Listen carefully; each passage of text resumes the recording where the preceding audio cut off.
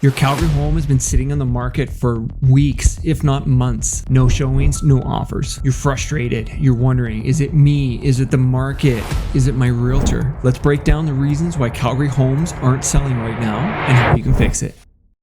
I'm Jay Schultz, your Calgary realtor since 2011. If your home isn't moving in this market, there's generally a reason. I want the truth! You can't handle the truth! And usually, it's fixable. Stick around, I'll show you the biggest mistakes, plus what the latest July numbers are telling us about why some homes are sitting. Let's start with the big one. Pricing. In July, Calgary inventory really piled up, so buyers have a lot more choice. Detached homes are still moving. They stayed strong in July. But condos and townhouses, they're stacking up. If you're priced like it was May's market, you're virtually invisible in July. There's so much inventory out there with over 7,000 listings on our MLS system.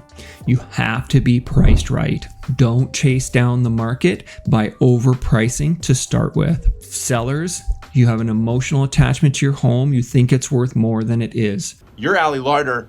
I'm Beyonce. I am Beyonce always. Rely on the data. The data will tell you what your home is worth. You need to price aggressively in this market.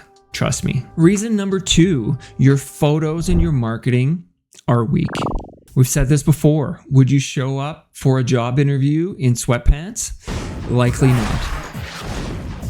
Then why list your $700,000 home with iPhone photos? This is your home's red carpet moment. Pro photography, video tours, social media exposure, virtual walkthroughs, floor plans. That's what sells in 2025. It's even more important now as inventory really creeps up. You have to have these extra professional pieces to sell your home now. Anything less, and the buyers think you have something to hide. Put your best foot forward. Pick a realtor that does all of these pieces. Reason 3, you're ignoring curb appeal and prep. Buyers decide within a second if the home feels right. In July, as more listings come to market, that first impression matters even more. If your lawn looks like Jumanji and your front entrance smells like hockey gear after playoffs, you've lost the buyer. Clean, declutter, stage, small fixes, big return on investment. This prep phase is so important. You have to do all the little things. You have to do the deferred maintenance that you haven't done. Clean your furnace duct, change your furnace filter, have your humidifier looked at. Minor touch-ups go a long way so that they don't add up for the buyer. Again, you want a list of a few things on a home inspection, not a list of 40 plus cosmetic issues. Reason 4, limited availability or awkward showing schedule. We've transitioned into a balanced / buyer's market in a lot of segments. You have to cater to the buyer's schedule. You want them to come and see the home when it works for them. Don't block off every Wednesday night and Saturday mornings. Open up the schedule, let the buyers come. And I get it, for the sellers, selling your home is inconvenient, period. If you only allow showings at 2 p.m. on a Tuesday, you've lost 80 to 90% of your buyers. And remember, July and December are the slowest months of the year in our Calgary real estate market. So if you add more inventory like we did in July and you weren't flexible, buyers just went on to the next home. Be available, make it work. Be open to weird showing requests and times. Make it work. You need a buyer for your home.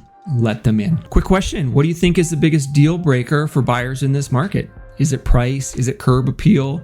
Is it only being able to show it on a Friday afternoon? Drop your answer in the comments. I'll reply to everyone. Reason number 5, the market has shifted under you. Here's the thing. Calgary isn't just one market, it's 4. In July, detached home prices stayed firm, but condos flat. Row houses slowing with downward pressure. If you listed back in May and you haven't adjusted for July's increase in inventory and reduced your pricing, you're already behind the curve. The data proves it. And if you've missed that video and that market update, you can watch it here. We're seeing days on market increase. We're seeing inventory increase. We're seeing sales decrease. All of these pieces mean you have to be ahead of the curve, not chasing the market. Trust your realtor, trust the data. Reason 6, you went FSBO or hired the wrong agent. Of course, FSBO is for sale by owner. Why in the world would you do that? Hi there. Is there a project you're working on? I know more than you. All right. In a market where it's hard to sell your home, I get it. Everyone wants to save money. FSBO homes generally sell for less. And hiring an agent who just throws it on MLS with fingers crossed, same problem. You need a strategic marketer who's going to launch your listing and sell it. Don't turn off buyers by being a FSBO listing.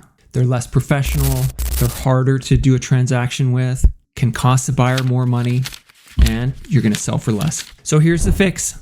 Price with data, not emotion. Invest in marketing. Make your home shine inside and out. Be flexible with showings and adjust when the market shifts. Don't chase it. Be ahead of the curve. Avoid those mistakes and your home goes from stale to sold.